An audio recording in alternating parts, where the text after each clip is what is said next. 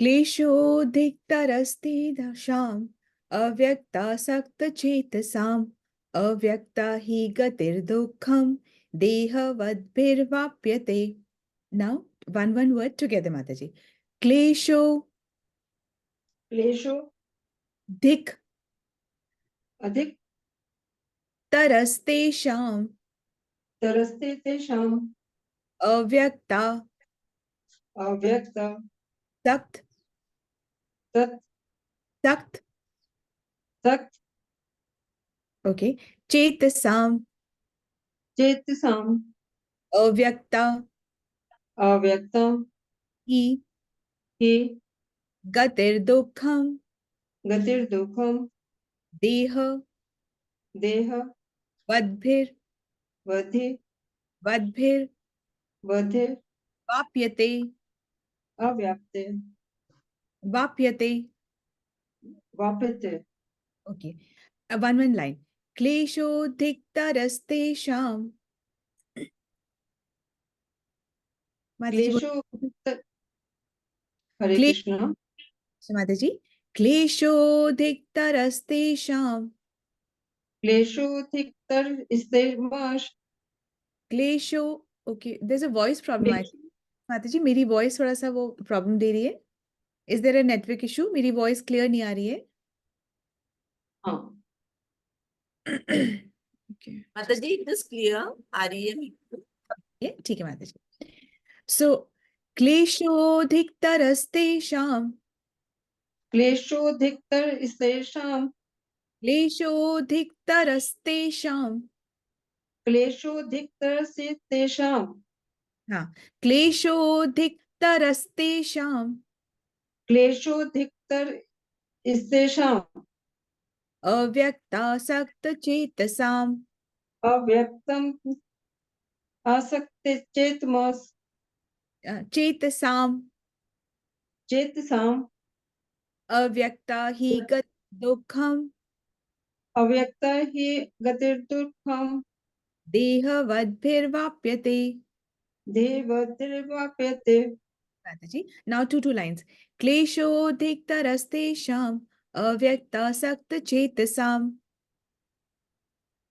क्लेशोऽधिकतर स्तेषां व्यक्तासक्तचेतमसाम् अव्यक्ता हि गतिर्दुःखम् देहवद्भिर्वाप्यते. अव्यक्ता हि गतिर्दुःखं देवतिर्वाप्यते. माताजी very nice, thank you so much. Yes संध्या माताजी. हरे Krishna Mataji. Sandhya Mataji is not there today. Yogita Mataji ले सकते हैं. She is on stand by. Mataji, Yogita Mataji, let's take the service. So Mataji, you'll first say the shloka and then the translation. माताजी मेरे पास मराठी में है तो translation Marathi में चल सकता है? नहीं माताजी, फिर आप श्लोका पढ़ लीजिए. I'll take the translation. जी माताजी. क्लेशोऽधिकतरस्तेषाम् अव्यक्तासक्तचेतसाम् अव्यक्ता हि गतिर्दुःखम् देहबुद्धिर्व्याप्यते. Okay Mataji, you take the Marathi translation also. ज्यांचे मन परम सत्याच्या अव्यक्त निर्विशेष रूपामध्ये आसक्त झालेले आहे त्यांना प्रगती करणे अतिशय क्लेशदायक आहे. त्यात प्रगती करणे हे देहदारी जीवांसाठी नेहमीच अतिशय दुष्कर असते. ओके माताजी, ब्यूटीफुल. सो इसका ट्रांसलेशन लेते. क्लेशो धिक तरसते शाम. क्लेश मतलब कष्ट, धिक धिक मतलब बहुत, तरसते उन उन लोगों को, अव्यक्ता सक्त चेतसाम. अव्यक्ता मतलब निराकार में, सक्त मतलब आसक्त, चेतसाम जो अपना मन लगाते हैं. तो बहुत कष्ट या बहुत परिश्रम होता है उन लोगों को जो निराकार या में अपनी आसक्ति लगाते हैं या अपना मन लगाते हैं या अपनी चेतना लगाते हैं. अव्यक्ता ही गतिर दुखम, अव्यक्त की ओर मतलब निराकार की ओर निश्चय ही जो प्रगति करते हैं वो दुख पूर्वक करते हैं. बहुत कष्ट होता है, ऐसे आसान नहीं है. दुख, बहुत दुख होता है. देह वदिर्भे वद्भिर वाप्यते, मतलब जो देहधारी हैं, हम जैसे जो देहधारी हैं, उनको ये प्रोसेस को फॉलो करने में बहुत कष्ट होता है, बहुत श्रम होता है, बहुत परिश्रम होता है और दुख भी होता है। तो जिन लोगों के मन परमेश्वर के अव्यक्त यानी कि निराकार स्वरूप में आसक्त हैं, उन्हें बड़ा कष्ट होता है, क्योंकि देह अभिमानियों के लिए निराकार की उपासना में प्रगति कर पाना बहुत दुष्कर है। इसमें भगवान बता रहे हैं कि जो निराकार रूप की सेवा ध्यान करते हैं, उपासना करते हैं, उनको कितनी कठिनाई होती है। प्रारंभ में प्रश्न किया था अर्जुन ने कि बेटर क्या है, व्हाट इज बेटर, कौन सी उपासना बेटर है, का स्वरूप की या निराकार रूप की, साकार रूप की या निराकार रूप की। तो भगवान ने डायरेक्टली आंसर दे दिया था कि जो मेरे साकार रूप में मन लगाता है और श्रद्धा से, सिर्फ मन लगा के नहीं, श्रद्धा से मेरी सेवा करते हैं, तो वो मेरे द्वारा परम सिद्ध माने जाते हैं, मैं उनको परम सिद्ध मानता हूं। तो एक्चुअली स्पिरिचुअलिज्म में दो ग्रुप्स होते हैं, एक ज्ञान योग का और एक भक्ति योग का। जो ज्ञान योगी होते हैं वो भगवान का निराकार रूप की उपासना को श्रेष्ठ मानते हैं, परंतु जो भक्ति योगी हैं वो भक्ति करके, विष्णु की उपासना करके, कृष्ण की उपासना करके, और फिर वो आगे मार्ग में आगे बढ़ते हैं। भगवान ने कहा है मैं इसी को ही श्रेष्ठ मानता हूं। आज भगवान कह रहे हैं कि लेकिन श्रेष्ठ तो मेरे स्वरूप साकार रूप की पूजा ही है, लेकिन जो मेरी इस बात को मानता नहीं है, जो जिद करता है, वो जिद किसी भी वजह से हो सकती है, अपने प्रीवियस संस्कार की वजह से हो सकती है, अपनी आदतों की वजह से हो सकती है, और वो जिद करके निराकार स्वरूप की आराधना करने की कोशिश करता है, उसमें मन लगाने की कोशिश करता है, उसमें चेतना को फिक्स करने की कोशिश करता है, या वो चाहता है कि मैं ब्रह्म में लीन हो जाऊं, उसकी कोशिश करता है, तो वो बहुत, इन हमारे जैसे देहधारियों के लिए वो बहुत कष्टधारी होता है, बहुत कष्ट प्रदान करता है। ठीक है, मतलब सिंपल तो कहना चाह रहे हैं कि भक्ति ही करो। ठीक है, तो एक्चुअली में भगवान सब बताते हैं कि ज्ञान योग भी है, उसके बाद कहते हैं कर्म योग भी है, ध्यान योग भी है, और फिर बताते हैं भक्ति योग भी है। तो ज्ञान योगी जो होता है वो क्या करता है, ज्ञान योगी भगवान को निराकार रूप में सेवा करता है। यहाँ पे उसका, वो अपने ज्ञान पर आधारित होता है, वो अपने ज्ञान को श्रेष्ठ मानता है, उसके बल पे वो अपनी आराधना उपासना करता है। ठीक है, वो अपने ज्ञान को श्रेष्ठ मानता है, यहाँ पे क्या है, अपने ज्ञान को श्रेष्ठ मानता है। ठीक है, उसके बाद में क्या होता है, जो कर्म योगी होता है वो क्या करता है, वो अपने, पहली बात तो कर्म जो होते हैं, हम यहाँ पे विकर्म की उसकी बात ही नहीं कर रहे कि जो शास्त्रों में बताया गया, जो शास्त्रों में नहीं बताया गया है, या जो शास्त्र में करना निषेध है, उसकी बात तो हम कर ही नहीं रहे। हम तो अच्छे कर्म की बात करें, या सकाम कर्म की बात करें, या निष्काम कर्म की बात करें, जहां पे हम फल की इच्छा नहीं करते, और जो कि शास्त्रों में दिया गया है, तो ऑलरेडी वो बहुत टॉप क्लास है। ठीक है, तो वो वाला जो टॉप क्लास कर्म करके, जो निष्काम कर्म है, वो करके फिर हम क्या करते हैं, वो करके फिर हम शुद्धि लेते हैं, शुद्धि के बाद में फिर भक्ति करते हैं, और फिर हम चीजों को समझ पाते हैं। क्या होता है जब हम शुद्धि, काहे की शुद्धि, मन की शुद्धि, कर्मों की शुद्धि, वाणी की शुद्धि, ये शुद्धि जरूरी है। मन से जो हमारे अनर्थ है, आसक्तियां, वो हटती हैं। वाणी से हम जो चीजें निषेध है उनको नहीं करते हैं, और शरीर से भी हम वो चीजें नहीं करते, बल्कि शरीर को दूसरों की सेवा में हम लगाते हैं।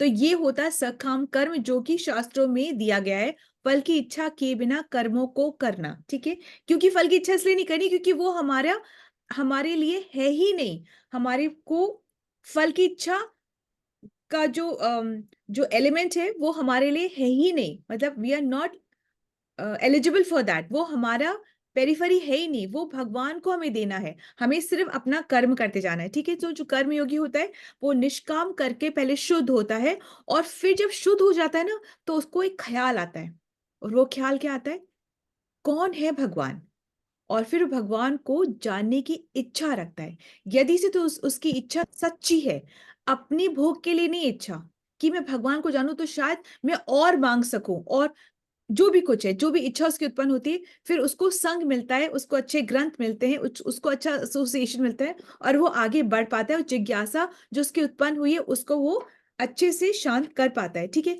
वो सोचता जरूर है कि मैं किस मार्ग में चलूं, मैं ज्ञान के मार्ग पे चलूं कि मैं ध्यान के मार्ग पे चलूं, भक्ति के मार्ग पे चलूं, ठीक है। तो ज्ञान का मार्ग भी आसान नहीं है, उसको बहुत सारे वेदों का अध्ययन करना पड़ता है। उसको वेदों को अध्ययन करने के लिए उसको लैंग्वेजेस सीखनी पड़ती है। संस्कृत सीखने में कम से कम 12 साल लगते हैं, तब जाके हम बहुत अच्छे से स्ट्रांगली उसको होल्ड कर पाते हैं, संस्कृत लैंग्वेज को समझ पाते हैं। तो उसको संस्कृत सीखनी पड़ेगी, उसको वेदों का अध्ययन करना पड़ेगा, उसको अपने ज्ञान पे डिपेंडेंट होना पड़ेगा, उसको डिसिप्लिन रखना पड़ेगा। आसान नहीं है, बहुत बहुत डिफिकल्ट होता है। और वो अपने ज्ञान के बल पर आगे बढ़ता है। भक्त जो होता है वो क्या करता है, वो सोचता है मेरे में तो कोई योग्यता है ही नहीं, मैं कुछ कर ही नहीं सकता, भगवान मैं आपकी ही शरण में हूं, आपको ही देखना है। तो भगवान के लिए या भगवान की तरफ वो डिपेंडेंट हो जाता है। तो उसमें क्या होता है, निर्भरता आती है भगवान पे, उसमें प्रेम होता है भगवान से, उसमें विश्वास आता है भगवान पर। और ये बहुत सरल होता है। और वो जब इस प्रोसेस को करता है तो उसको बहुत आनंद का आभास होता है, ठीक है। तो प्रभुपाद जी कहते हैं कि यदि से तो अगर कोई मनुष्य है वो भक्ति से अटैच न हो करके वो निराकार रूप से अटैच हो जाता है, तो उसके पास बहुत दिक्कतें आती हैं। क्यों? क्योंकि वो क्या करता है, फिर वो उसकी आसक्ति भौतिक चीजों में हो जाती है। किसी में भी उसकी आसक्ति आ सकती है, उसको दूसरे मनुष्य से आसक्ति आ सकती है, और जिस भूमि में वो पैदा हुआ उसको सर्व करने की आसक्ति आ जाती है, या अपने पद, I have to serve my designation, my position, उसकी आसक्ति आ जाती है, या अपने बल की, मेरा कितना रुतबा है, मेरा कितनी स्ट्रेंथ है, उस पे अपना शरीर को बनाने पे, जिम में जाने पे, कपड़े पहनने में, अपना मान सम्मान को बना के रखने में, इन सब किसी में भी आसक्ति आ सकती है उसकी। और वो आसक्ति आते ही, उससे अटैच होते ही, फिर वो उसका डाउनफॉल डाउनफॉल, और वो बिगड़ चीजों को देख ही नहीं पाता है, ठीक है।